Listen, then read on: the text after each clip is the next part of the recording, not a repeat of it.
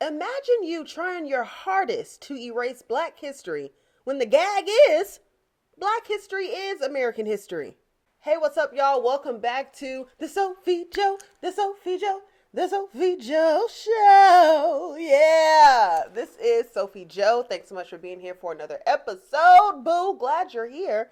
Make sure you guys are checking me out on TikTok. We got it popping over there. So make sure you guys head over there. And let's hop right into episode 5 of the Sophiejo Show. We have some great topics to talk about and also a few things that's going on in the world. Disgusting. First, I want to start off with some amazing news. Shout out to Ryan Coogler, his entire production team, everything. Sinners has been nominated for 16 Oscars, which is so phenomenal. Actually, I think it's record breaking. I think a single project has not been nominated that many times for an Oscar in history. So, wow, wow, wow. That is kind of just trending and just breaking news everywhere right now on social media. I mean, wow. To be, you know, so passionate and dedicated to your dream, your talent, your creation, and continue to believe in yourself so much to where you are nominated for 16 Oscars for your work. We all know Ryan Coogler is a beast when it comes to movies, projects, and then when you pair him with Michael B. Jordan, they are literally like the dynamic duo. Okay, I'm talking Jordan and Pippen. Is that who he was with? I'm not a big basketball person, so I don't. Is it Scottie Pippen and Mike? I believe so. But amazing duo, and I am just so, I don't even know these people personally, obviously, but I'm so happy and proud of them from someone who has an arts background. Okay, I appreciate the arts, and I know the hard work and dedication that goes into acting, theater, dance, music. So I just think it's so amazing, and for them to be Black on top of that, come on now. Also, I wanted to point out with all these Sinners nominations, um, the importance of having a good team. I just hear from so many people who are in the entertainment world how important it is to have a great team behind you, alongside you, because you can't do everything yourself. We know when it comes to creating, writing, directing a movie, it's not just the writer or the director. You have producers, film crew, the actors, the set design, the costume. I mean, wow, wow, and more wow. Also, we know being Black in America, um, a lot of times we have to make do or produce excellent quality with limited resources. Okay, let's call a spade a spade.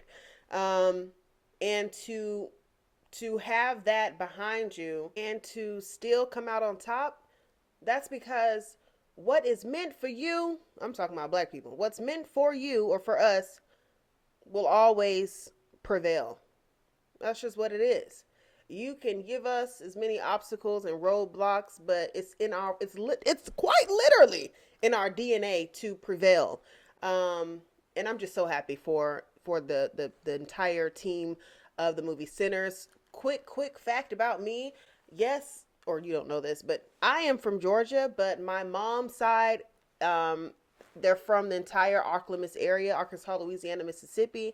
And we know Sinners was a movie based in Mississippi. It kind of talked about the connection between like Chicago and Mississippi and just things like that. So I have roots in the SIP, and I am just so excited and happy for this nomination. Now, out of 16 nominations, them boys better come home with at least 5.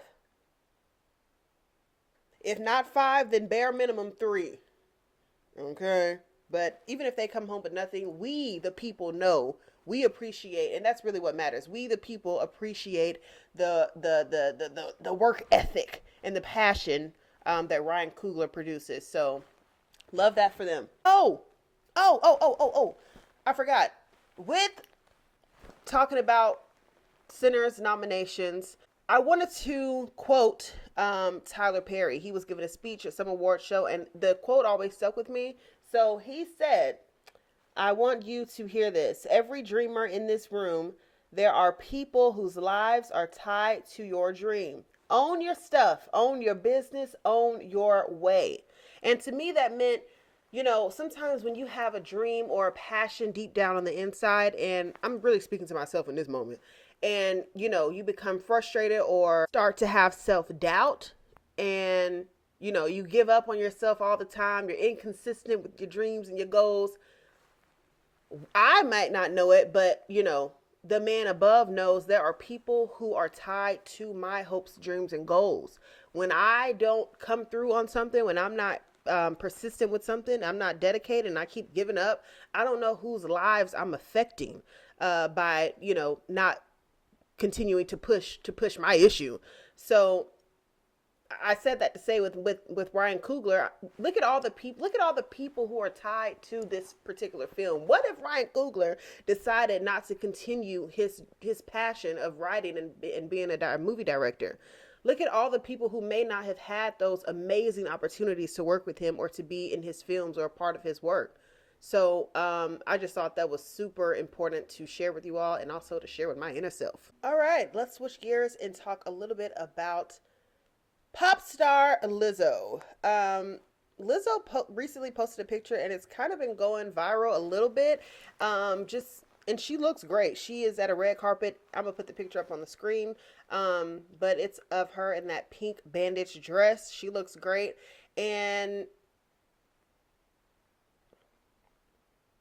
we are really seeing, the weight loss that Lizzo has had. I don't know if she did, GLP-1 shots, if she worked out. I don't know. I don't live with the lady. Either way, she looks great. And I just wanted to take the moment to kind of break down what this meant to me as somebody who is on the fluffier side, right?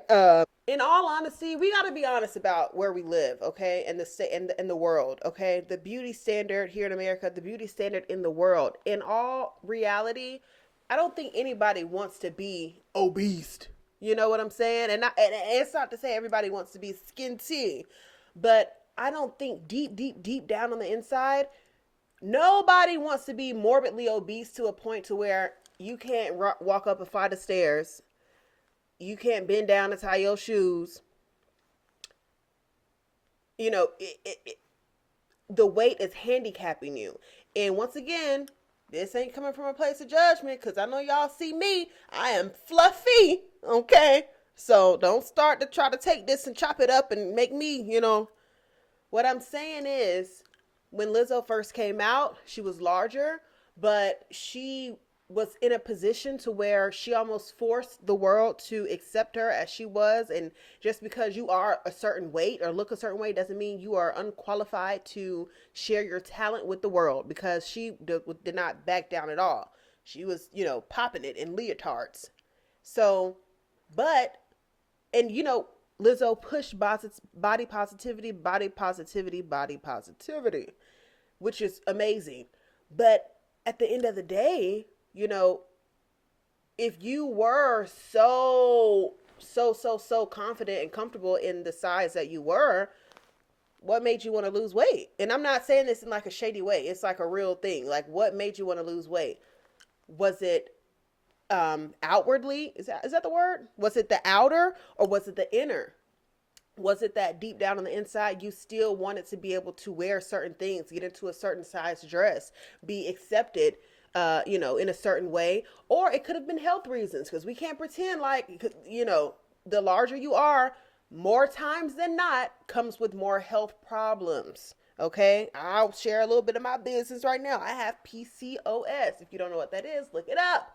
But it's a hormone thingy. It's just not great. And I know for a fact, and my doctor has told me, weight loss can really help aid in that. Have I lost weight? No. But, so health wise, did Lizzo lose weight, or was it other reasons? Was it for vanity purposes? I will say this. I can be a little vain sometimes myself. My God, we all want to be able to go to the mall, go to the store, and easily find a cute dress or a cute outfit that you can just wear off the rack.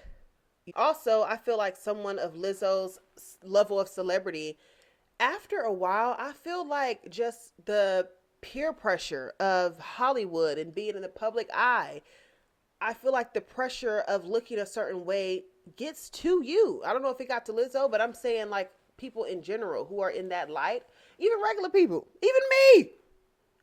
Just the standard beauty, the beauty standard, to be smaller, to be, you know, socially accepted. You don't want to hear nobody cracking fat jokes behind your back. You don't want to hear people whispering and you try to find a cute, like I said, something cute to wear, and the lady recommends you to go over there to the plus size section. The plus size section ain't got nothing but big giant dresses with flowers on them. You want to be accepted, whether we want to admit it or not. Everybody wants to be accepted and feel a place of fitting in. Shout out to Lizzo. I think she looks amazing. Face card never declined ever.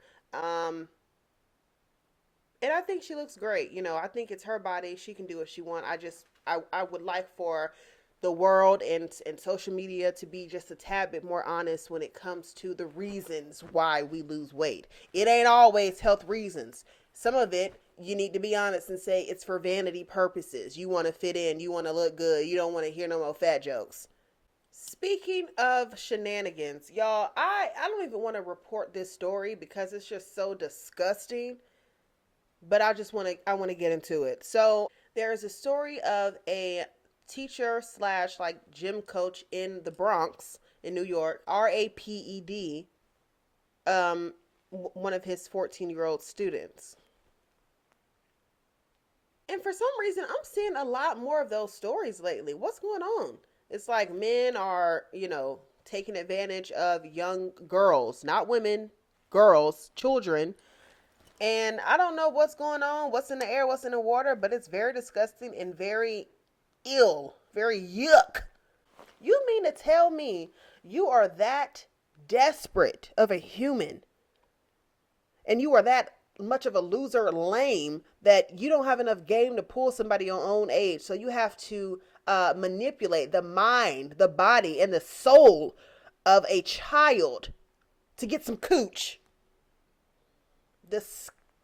Disgusting with a capital D. I can't even get my words out good enough. If I saw that man right now, I'd probably go upside his head myself. Like, I feel enraged. I hate hearing stories like this because, for one, something ain't right up here. Something's not right up here. For you to find a child attractive, to think, oh, you know, I wonder what this child is working with. Let me R-word her. If you are that desperate for some cooch, and you can't pull somebody in your age bracket, there are literally willingly adult prostitutes on the street. You can just pay for some. I hate to take it to that level, but I'm just saying. I don't know what's going on. I know this has been a thing, but it just seems like it's becoming more often lately. Men, women who take advantage of children. Like true sickos. Y'all deserve to be under the jail. And I'm not even a big person on prison, but y'all deserve to be under the jail, under the prison. Throw away the key immediately. You nasty, sick son of a gun. Imagine how that child is going to grow up. And then what kills me even more, worse than that, when you have people, strangers, bystanders, listeners, naysayers who are like, oh, that girl's probably fast. You know, kids nowadays, 14, they look like they 21. It don't matter what they look like. It matters what they are. They are 14. They are a child. You sick bastard.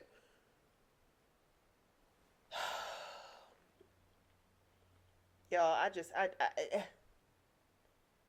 Okay, let's move into our last story. I feel like this episode really flew by. I don't know if I've even been recording for 20 minutes, but before I get to the last story, make sure y'all subscribe on my YouTube channel. Make sure you guys follow me on TikTok, the Sophiejo. And yeah, first off, sidebar, how do y'all like my makeup? Today, I was doing like a trial run of my birthday makeup because my birthday's coming up soon. I'm having a big party. And I just wanted to like practice on this look I'm thinking about doing. It's very pink focused. So if y'all like it, let me know in the comments, boo. Anyways, let's get into our last story. So basically, our current administration is trying to whitewash America, trying to erase all black history from this land. But, guess what? Funny joke. Black history is American history. And I don't know when people are going to realize that and open their eyeballs and turn that noggin on and use it.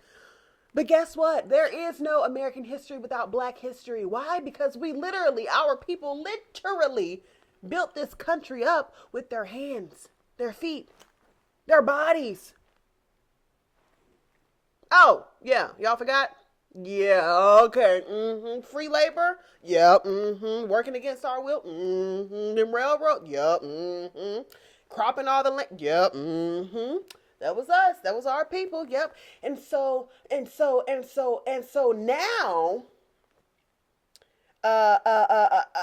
the others, possibly, in the White House are now, we want to feel a piece of shame. We're starting to become ashamed of your people's past, the same past that has benefited you this entire time in this country. Now we want to erase anything that makes white people look bad in this country. We weren't bad people. I'm sorry, but anytime you hang someone from a tree till their eyes pop out of their head and blood rushes down their nose for no reason. The reason is because they're black. Yeah, I don't think that's a good person. I don't think good qualities are there. Have some of those qualities been traced down to this day's generation of white people? Well, y'all can answer that for me, but I'm not saying all, but I mean, hey. So the fact that, what I was saying, Trump's administration, Trump himself, whoever, is going around the country to various cities. It's a city, what I was talking about, a city, in Philadelphia, George Washington's house had like a monument or some kind of plaque or statue of honoring the enslaved people by George Washington. Basically, George Washington's slaves. Now, I will say, while people are making a big deal about like they're taking down the black history, which, hey, I don't know if that's something that I feel a type of way about, that because I don't know how I feel about having a memorial of George Washington's slaves. I don't know how that makes me feel. But the point of the whole story is trying to go around this country and erase, just like they're trying to take black history out of textbooks and having teachers not talk about certain things, anything that makes white people look bad. That is the truth. Like now we're getting away from the truth. Now we want to hide and pretend like these people weren't doing these things to black people because they were black. Because it's making the newer generation, the younger generation growing up, it's making them question like, oh my God, why were they so mean to them? It's the truth and it's history and it needs to be acknowledged. So I'm going to say this. For any parents out there, and I don't mean just black parents, all parents, if you care about just the human race, okay? It is your job and your duty to inform and enlighten your kids about American history. And when I say American history, I do mean black history because it is American history, right? Yeah. So because they're trying to erase these important facts and information out of the school books, they ain't gonna let her in the school. It is up to you. It is your job and your duty to inform your kids, your children, of important things that have gone on in this country regarding and involving black people, whether it's good or bad, white people as well. They need to know the truth. They need to know, I forgot who said it, but someone once said, you cannot understand your future if you don't understand your past.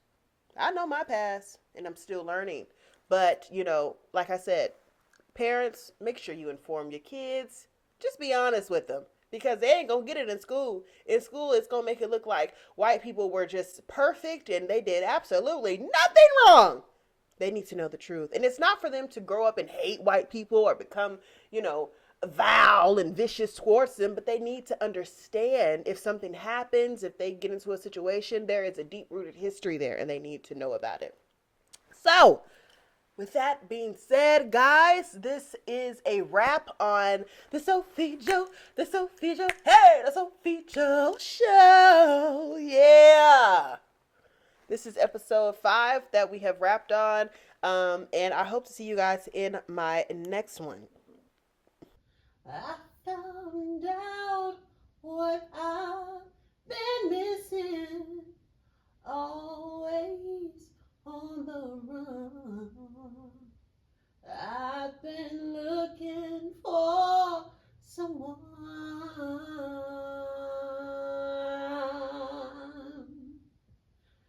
Now you're here like you've been before, and you know just what I need. It took some time for me to see.